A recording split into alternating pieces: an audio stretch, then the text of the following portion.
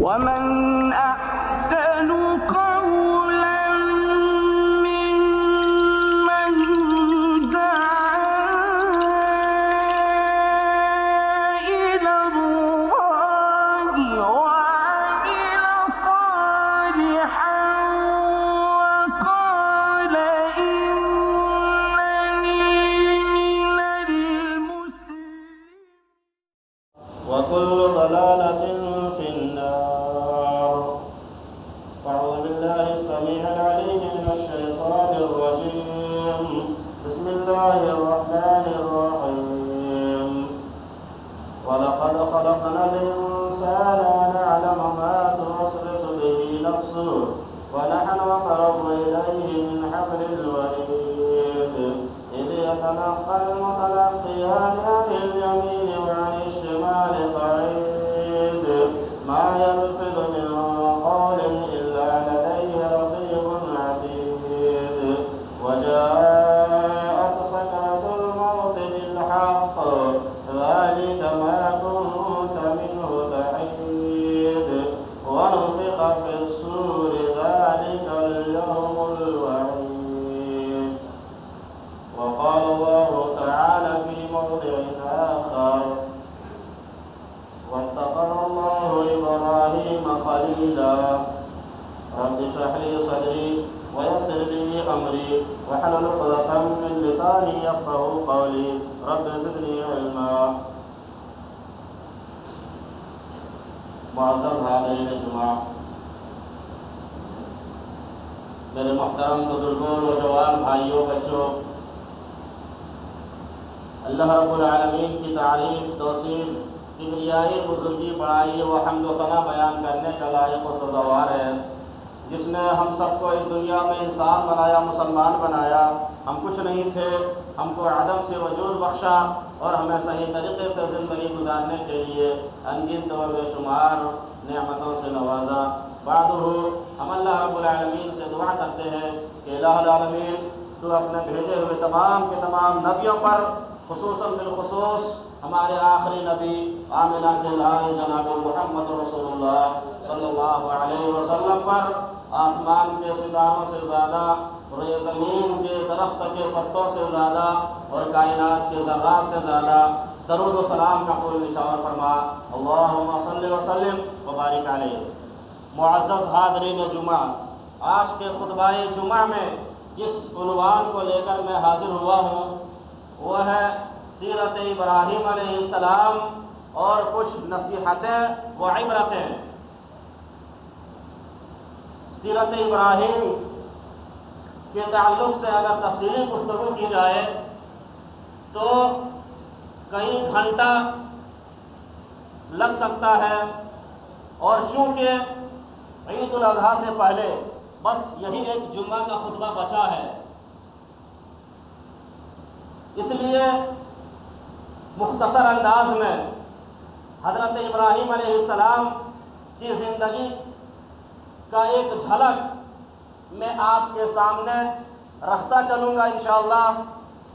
اگر اس سے پہلے آپ نے تفصیلی گفتگو جمعہ کے ذریعے یا ایسے پروگرامز کے ذریعے سنے ہوں گے تو انشاءاللہ باتیں سمجھ میں آ جائیں گی. یوں تو اس دنیا میں اللہ تبارک و تعالی نے بہت سارے انبیاء کرام علیہ السلام کو بھیجا، ہزاروں انبیاء کرام آئے، لیکن حضرت ابراہیم علیہ السلام ان خوش قسمت انبیاء کرام میں سے ہیں جن کا تذکرہ اللہ تبارک و تعالی نے قرآن مجید میں ایک جگہ نہیں، دو جگہ نہیں، تین جگہ نہیں، بلکہ کئی مقامات پر مختلف انداز اور مختلف پیرائے میں حضرت ابراہیم علیہ السلام کا تذکرہ کیا ہے. اور ہر نماز پڑھنے والا شخص اپنی نماز میں جب تک کہ وہ حضرت ابراہیم علیہ السلام کا نام نہیں لیں گے اس کی نماز مکمل نہیں ہوگی. نماز میں سلام سے پہلے ہمیں اور آپ کو درود پڑھنا ہوگا اور اس درود میں ابراہیم علیہ السلام کا نام آئے گا ہی. یہی نہیں بلکہ اللہ تبارک و تعالی نے حضرت ابراہیم علیہ السلام کو اپنا دوست بنایا، وَاتَّخَذَ اللَّهُ إِبْرَاهِيمَ خَلِيلًا، اللہ نے کہا کہ ابراہیم کو میں نے اپنا خلیل، اپنا دوست بنایا ہے۔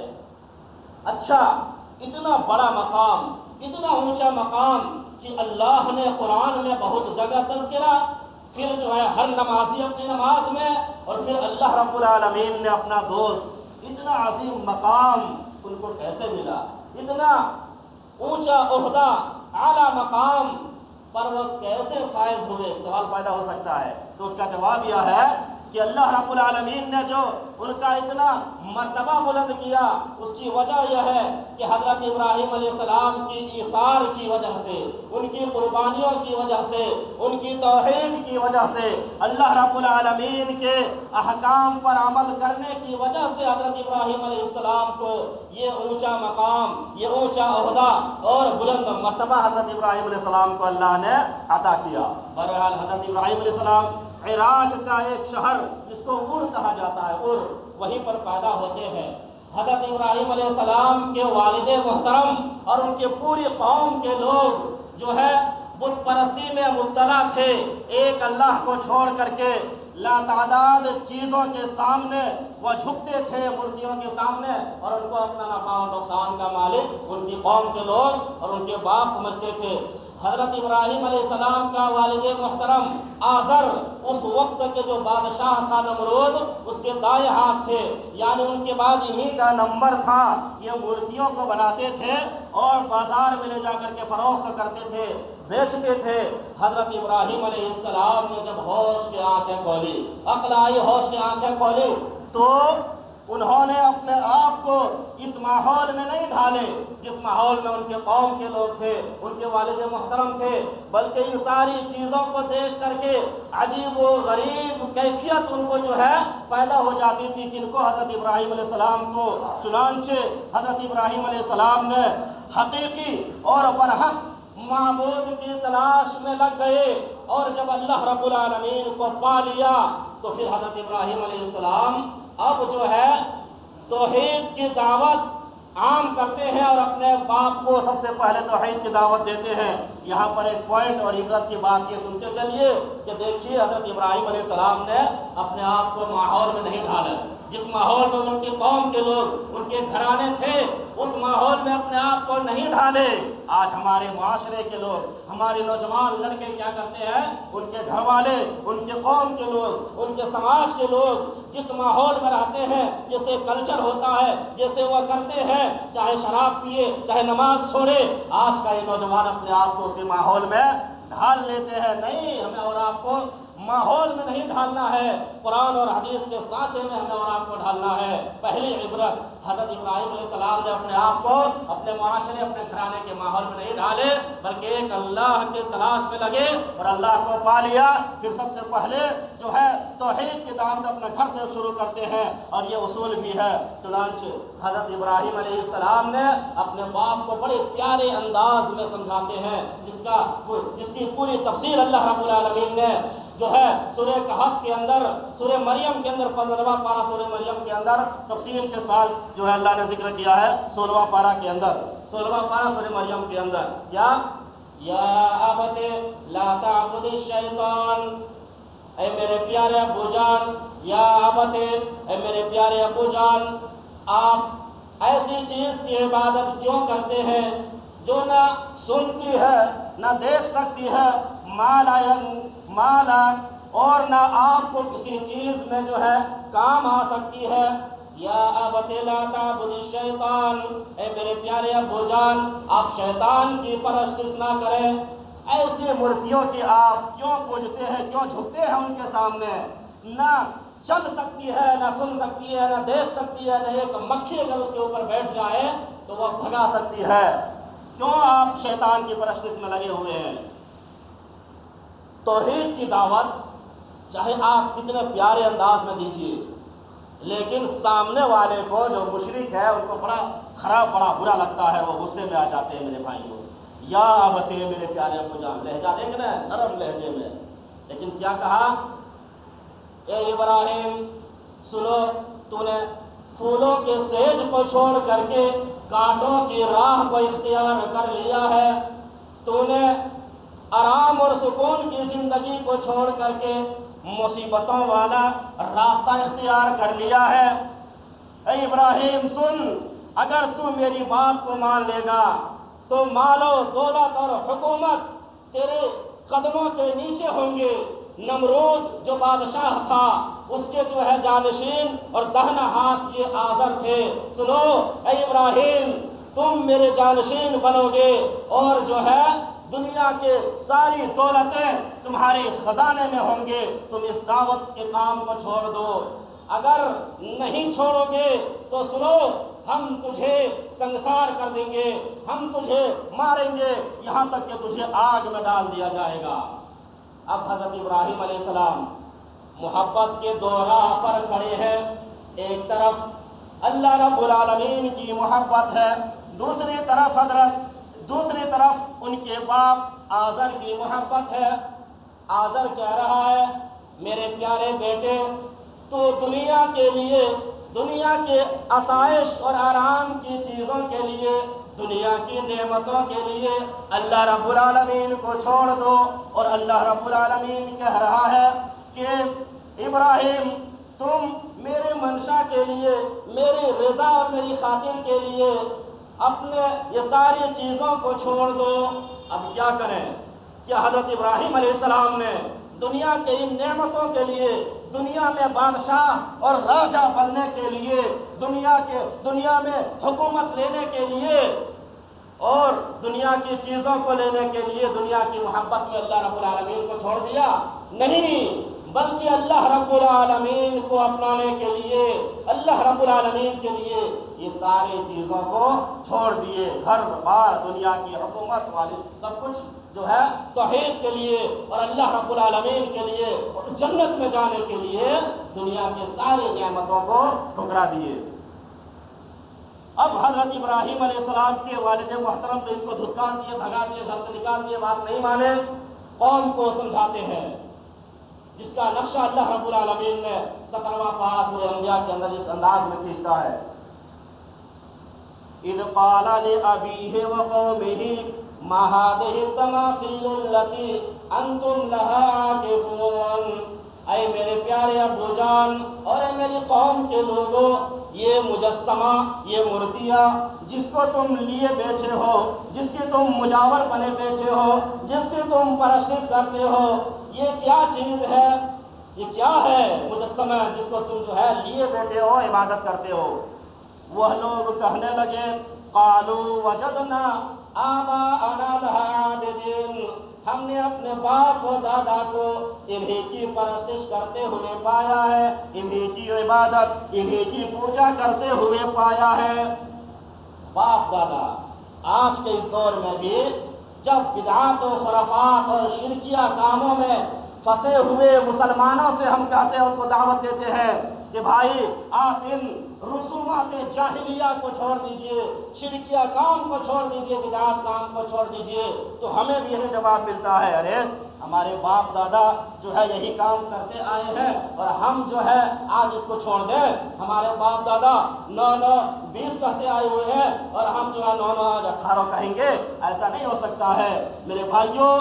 आज भी जब हम मुश्रिकों को और जो है बरेलियों के सामने तौहीद की दावत पेश करते हैं, यही बाप दादा, हमारे बाप दादा जो गुजर चुके हैं, हमारे बड़े बड़े अल्लामा, क्या वो गलत है? क्या जो है वो यही करते आए, हम भी यही करेंगे?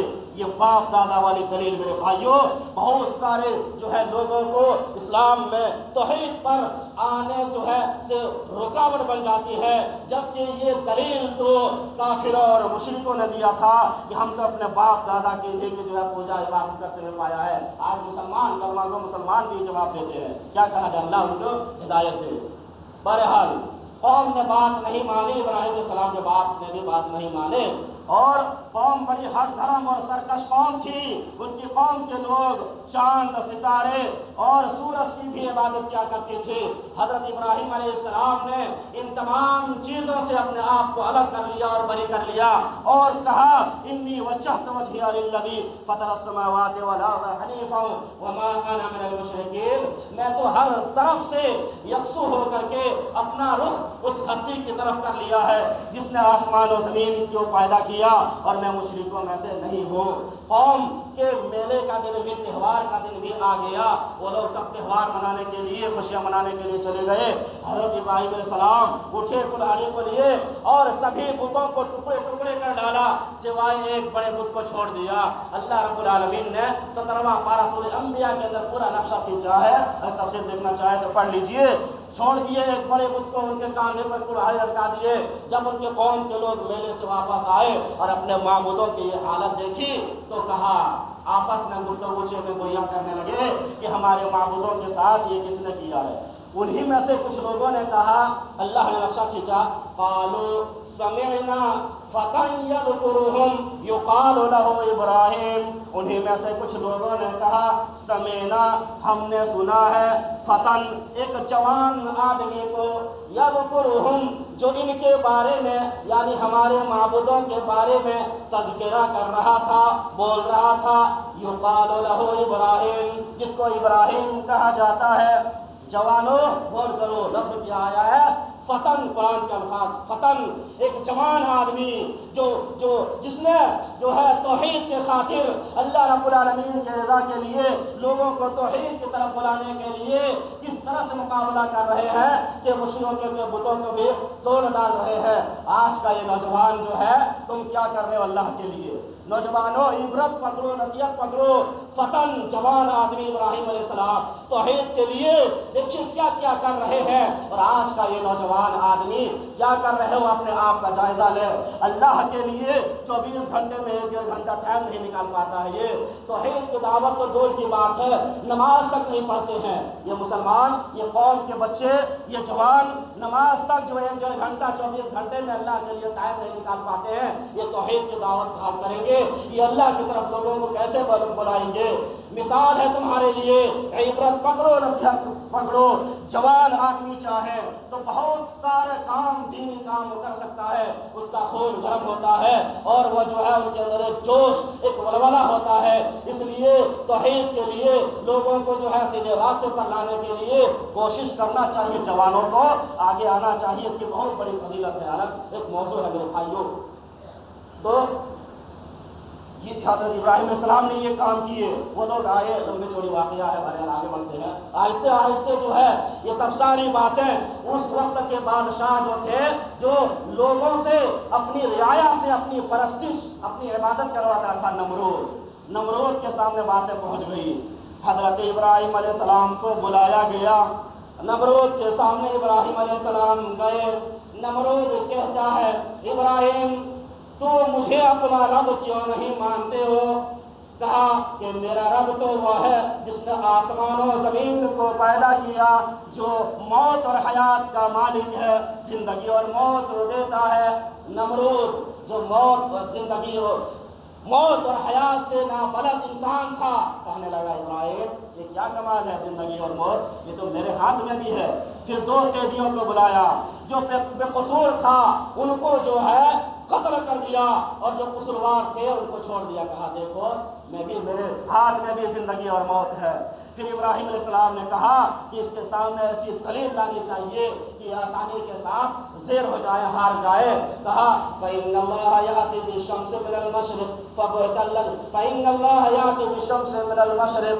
اے نمرود سن، میرا پروردگار وہ ہے جو سورج کو مشرق سے نکالتا ہے تو اسے مغرب، پورب سے نکال کر کے تو اسے پچھم سے نکال کر کے دکھلا، ادھر پچھم سے تو اس کو نکال کر کے دکھلا دے۔ پھر وہ جو ہے ہکا بکا بند، وہ خاموش ہو کر کے رہ گئے، کوئی دلیل ان کے پاس نہیں بنی۔ پھر بھی وہ ایمان نہیں لائے، بلکہ ان کی قوم، ان کے باپ اور نمرود سبوں نے مل کر کے ایک سزا تجویز کی، اور وہ کیا کہ ابراہیم علیہ السلام کو دہتی آگ میں ڈال دیا جائے۔ چنانچہ ایک جگہ پر کئی روز تک آگ کو مسلسل دہکایا گیا، اور جب وہ آگ آسمان سے باتیں کرنے لگی، آگ کے شرارے اوپر اٹھنے لگے، حضرت ابراہیم علیہ السلام کو اسی آگ میں ڈال دیتے ہیں۔ ادھر ڈالنا تھا، ادھر اللہ رب العالمین کی طرف سے آواز آئی، قُلْنَا يَا نَارُ كُونِي بَرْدًا وَسَلَامًا عَلَىٰ إِبْرَاهِيمَ۔ اے آگ تو حضرت ابراہیم علیہ السلام پر ٹھنڈی ہو جا سلامت کے ساتھ ٹھنڈی ہوئی. ڈائریکٹ یہ نہیں کہا کہ ٹھنڈی ہو جا ورنہ ہو سکتا ہے برف بن جائے اس میں سے نقصان ہو. سلامن سلامتی والی ٹھنڈی, اتنا ٹھنڈی نہیں کہ اس کے جو ہے نقصان پہنچ جائے, سکون اور امن والی ٹھنڈی. حضرت ابراہیم علیہ السلام کا ایک بال بھی بیکا نہیں ہوا, آسانی کے ساتھ جو ہے نکل آئے. میرے بھائی کتنے بڑی آزمائش تھی, جان کو جو ہے جان کو ہتھیلی میں لے کر کے جو ہے کس طرح سے کود گئے تھے آگ میں, کس لیے؟ توحید کے لیے, اللہ رب العالمین کی طرف بلانے کے لیے اور توحید کو زندہ رکھنے کے لیے اپنے سینے میں. یہ اسی لیے اللہ کے نبی صلی اللہ علیہ وسلم نے کہا تھا کہ اے معاذ, اگر تجھے جلا دیا جائے یا قتل کر دیا جائے تو اپنے آپ کو جلوا لینا اور قتل کروا لینا, لیکن اللہ کے ساتھ کسی کو شریک مت ٹھہرانا, توحید کو بچا کر کے رکھنا. میرے بھائیوں, توحید کی اہمیت کو سمجھیے. آج بہت سارے لوگ جو ہے اللہ کے علاوہ دوسروں سے مانگتے ہیں, بیٹا بیٹی مانگنے جاتے ہیں, یہاں تک کہ گلے میں جو ہے تعویذ بھی لٹکاتے ہیں یہاں کے لوگ. میں نے یہاں کے بچوں کے جو ہے گلے میں دیکھا ہے. توحید یہ نہیں ہے میرے بھائیوں. من تعلق تمیمۃ فقد اشرک, جس نے تعویذ لٹکایا اس نے شرک کیا. اللہ پر توکل کیجیے, انشاءاللہ یہ سب کی ضرورت نہیں پڑے گی. تو جو ہے حضرت ابراہیم علیہ السلام آسانی کے ساتھ نکل آئے. اب بڑھاپے کے عالم میں پہنچ گئے ہیں, 80-85 سال کی عمر ہو گئی ہے, کوئی اولاد نہیں, اور حضرت ابراہیم علیہ السلام کی فکر دامنگیر ہوئی کہ اب میرے بعد اس توحید کے مشن کو کون جاری رکھے گا. اس لیے اللہ رب العالمین کے سامنے گر گراتے ہیں, اللہ سے مانگتے ہیں. کیا مانگتے ہیں؟ ربی هب لی من الصالحین, یہ اللہ تو مجھے صالح اور نیک اولاد عطا فرما. 80-85 سال کی عمر ہو گئی ہے لیکن مانگ رہا ہے تو کس سے؟ اللہ رب العالمین سے. یہاں پر آج دنیا میں 2-4 سال شادی ہو کر کے ہو جائے, بچے نہ ہو تو نہ جانے کتنے باباؤں اور درگاہوں کے ہم مزاروں کے چکر لگا دیتے ہیں, وہاں کے مٹی کو چاٹ ڈالتے ہیں, ایمان بھی برباد کر دیتے ہیں, عزت بھی چلی جاتی ہے. یہاں تو 85 سال کی عمر ہو گئی ہے لیکن اللہ رب العالمین سے مانگ رہے ہیں. سچ کہا ہے, دل سے جو بات نکلتی ہے اثر رکھتی ہے, پر نہیں طاقت پرواز مگر رکھتی ہے. حضرت ابراہیم علیہ السلام کی یہ دعا دل سے نکلی تھی, اللہ رب العالمین نے فوراً قبول کیا اور ایک حلیم المزاج لڑکے کی بشارت دے دی. فبشرناہ بغلام حلیم, ہم نے ایک جو ہے چالاک لڑکا حضرت ابراہیم علیہ السلام کو دیا, اس کی خوشخبری دے دی. حضرت ابراہیم علیہ السلام کو بڑھاپے کے عالم میں پہلی اولاد, خوشی کے لہر دل کے اندر دوڑ گئی. چاند سا خوبصورت بیٹا بڑھاپے کے عالم میں, کون انسان خوش نہیں ہوگا میرے بھائی, اندازہ لگائیے. لیکن اللہ تبارک و تعالیٰ کے جو ہے کچھ منشا اور ہے. ادھر چاند سا خوبصورت بیٹا, ادھر بڑھاپے کے عالم میں پہلی اولاد, پیری اور ضعیفی کا سہارا عطا کیا, اور ادھر ساتھ میں امتحان کا پرچہ بھی دے دیا. لو ابراہیم, لو اس کو حل کرو. جاؤ اپنے بیٹے اسماعیل, اپنے لفظ جگر نور رجر اسماعیل اور حضرت حاجرہ کو اس بیاب ہو گیا میدان میں چھوڑ آؤ, جہاں نہ چرند پرند, نہ آب و دانا, نہ کھانا پانی, کچھ بھی نہیں ہے, جہاں پر دور دور تک پانی اور کسی انسان کا پتہ نہیں, وہاں پر چھوڑ کر کے چلے آؤ. بڑا مشکل امتحان تھا. خوبصورت بیٹا بڑھاپے کے عالم میں ملا ہوا ہے, پھر بھی جو ہے لے جا رہے ہیں بیوی کو اور بچے کو وہاں چھوڑ دیتے ہیں. ایک تھیلی کھجور اور ایک مشکیزہ پانی لے کر کے جو ہے جاتے ہیں, وہاں رکھ دیتے ہیں اور واپس آنے لگتے ہیں. بیوی پوچھتی ہے, اور میرے شوہر اس بیاب ہو گیا میدان میں جہاں نہ پانی ہے, نہ دور دور تک کوئی انسان کا گھر اور نظر آتا ہے, یہاں پر مجھے چھوڑ کر کے کہاں جا رہے ہیں؟ جواب کچھ نہیں. دوسری بار پوچھتی ہے, تیسری بار پوچھتی ہے, تب جا کر کے جواب دیتے ہیں کہ اللہ کے حوالے کر کے جا رہا ہوں. جب اللہ کا نام سنے اس خاتون نے, ہمیں چنو کے جو عورت ہے, غور سے سنو اگر میری آواز پہنچ رہی ہے تو, کیسے ہمت والی, کیسے ایمان والی عورت تھی. اور اگر نہیں آواز پہنچ رہی ہے تو آپ لوگ اپنے اپنے گھروں کے عورتوں کو, بیویوں کو بتائے کس طرح ایمان والے ہونے چاہیے. کہا اللہ کے حوالے کر کے جا رہا ہوں. اللہ کا نام سننا تھا, وہ فوراً کہنے لگی ان اللہ لا یضیعنا, تب تو میرے پروردگار عالم مجھے ضائع نہیں کرے گا, برباد نہیں کرے گا. پانی اور کھجور سے کام چلاتی رہی، آخرکار پانی بھی ختم، کھجوریں بھی ختم، اب بھوکے پیاسے ہے، دودھ بھی نہیں اتر رہا ہے جو بچے ننھے اسماعیل کو پلا سکے۔ اس لیے کسی جو ہے انسان کو یا پانی کو تلاش کرنے کے لیے یا کوئی قافلہ کو دیکھنے کے لیے کہ ادھر سے گزرے تھوڑا کھانا پانی مانگ لو تاکہ میں اپنے بچے کو پلا سکوں، میں بھی کھاؤں پیوں تاکہ دودھ اترے بچے کو پلا سکوں۔ صفا پہاڑی پر چڑھتی ہے، کوئی چیز کوئی قافلہ کوئی کھانے پینے کا سامان پانے والا نظر نہیں آتا ہے، چنانچہ صفا سے مروہ آتی ہے، مروہ سے صفا، صفا سے مروہ، مروہ سے صفا، صفا سے مروہ، 7 چکر لگاتی ہے۔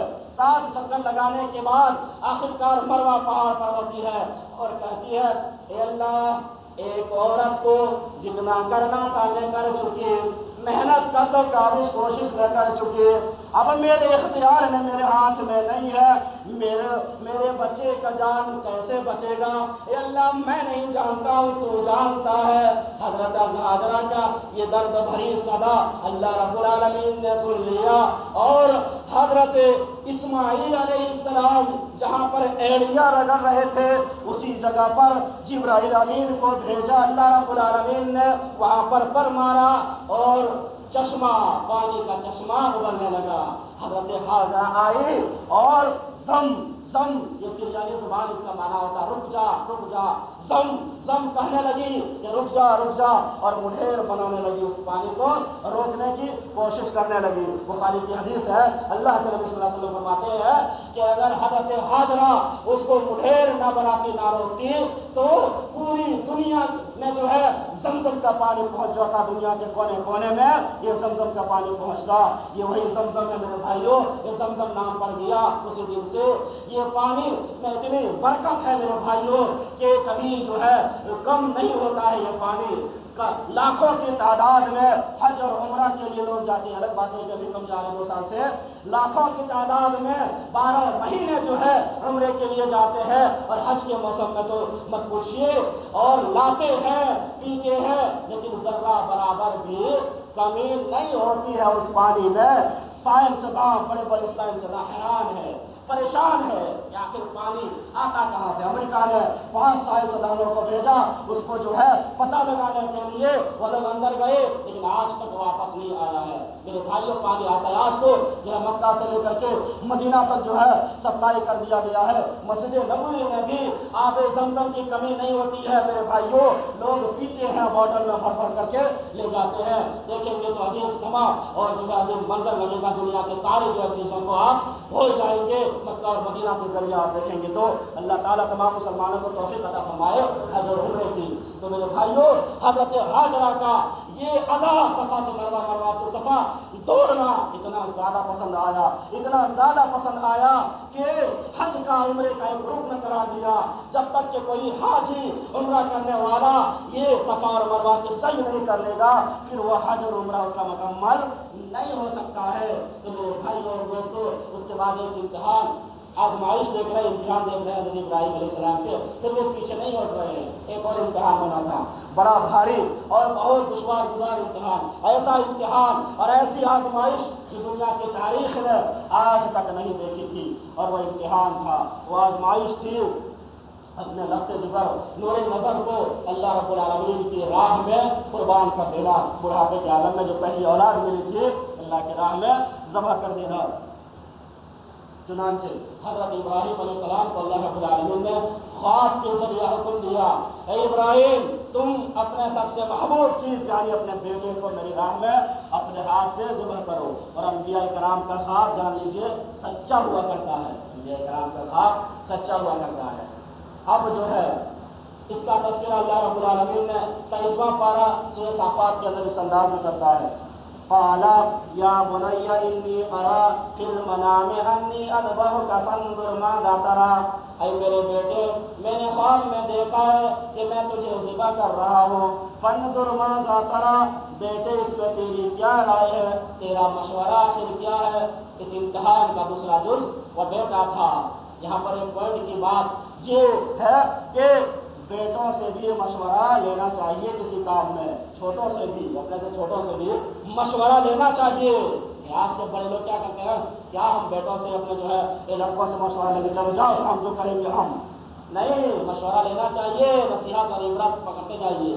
باپ بیٹے سے مشورہ چاہتے تو اٹھاتے بیٹے کو، لٹاتے چھری لیتے اور لے کے چل دیتے، ذبح کرنا شروع کر دیتے۔ نہیں، بیٹے سے مشورہ لے رہے ہیں۔ بیٹے نے کہا یا ابت افعل ما تؤمر ستجدنی ان شاء اللہ من الصابرین۔ بیٹا آخر کن کا بیٹا تھا؟ حضرت ابراہیم علیہ السلام کا بیٹا، ہر آزمائش میں کھڑے اتر جانے والے باپ کا بیٹا۔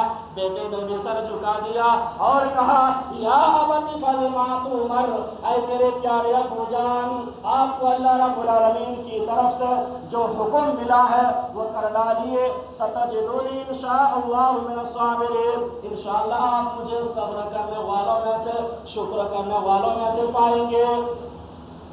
باپ ذبح کرنے کے لیے اپنے ہاتھ سے تیار، بیٹا ذبح ہونے کے لیے تیار۔ کتنا نیک تھا میرے بھائی، اور نیک کیوں نہ ہو، مانگا تھا نا، مانگتے وقت ربی حب لی من الصالحین، اللہ تجھے نیک اور صالح اولاد عطا فرما۔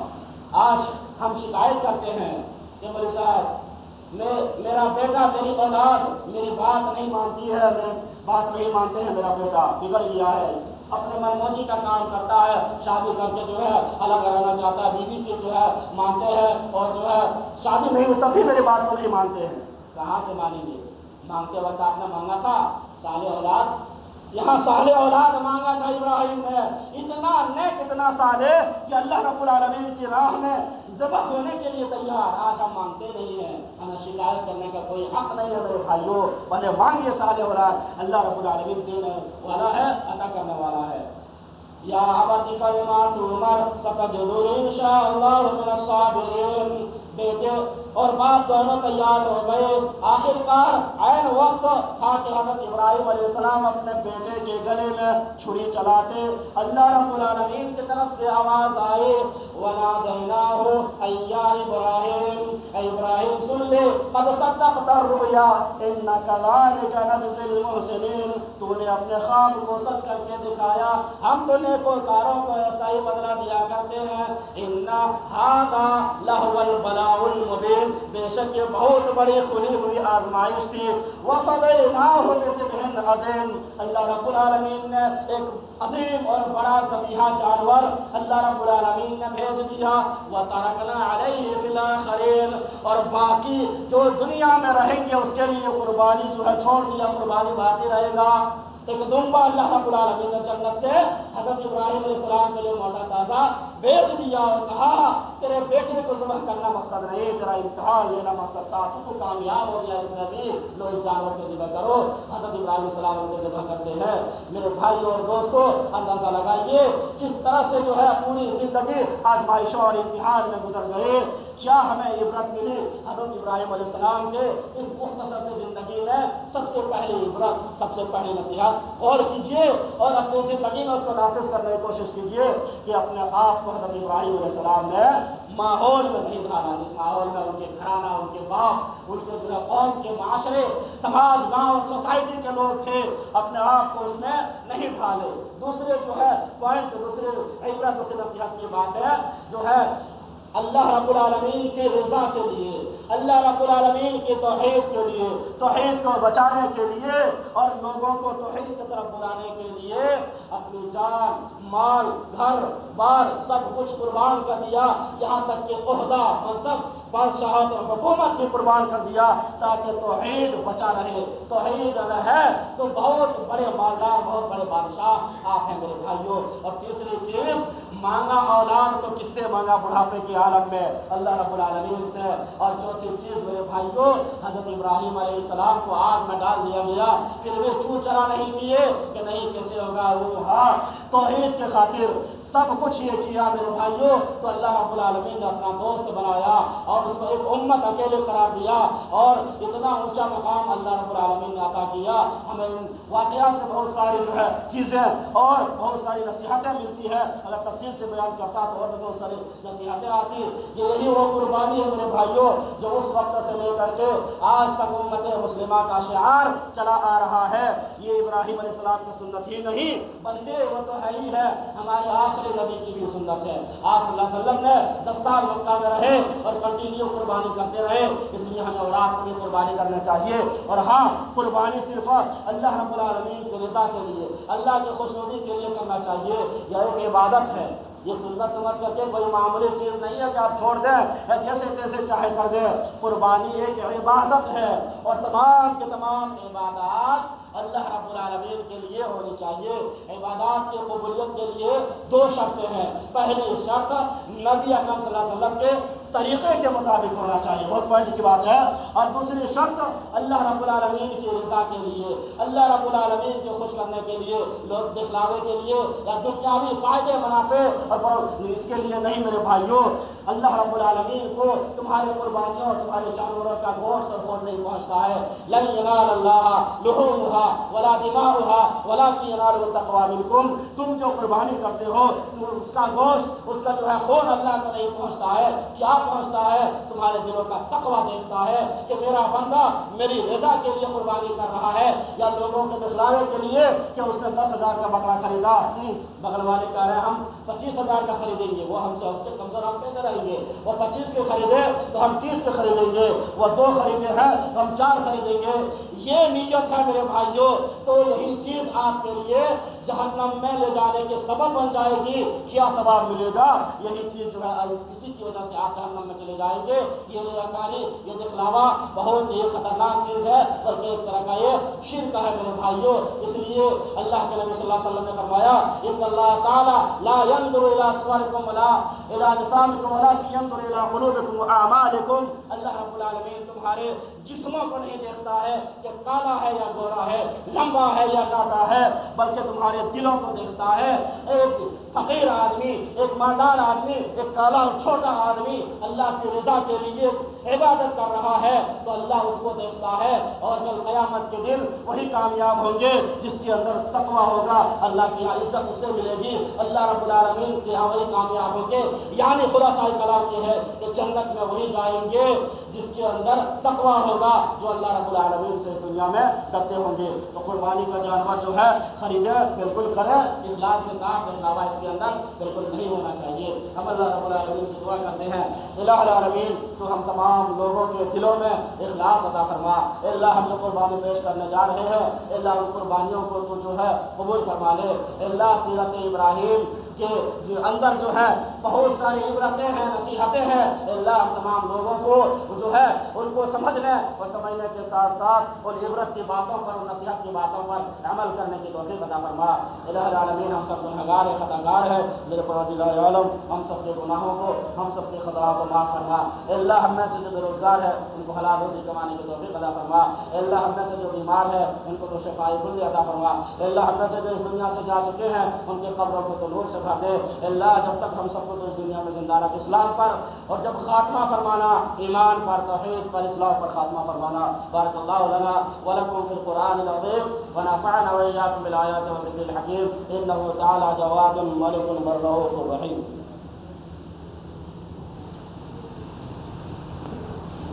عابدا ومصليا اما بعد اعوذ بالله من الشيطان الرجيم بسم الله الرحمن الرحيم.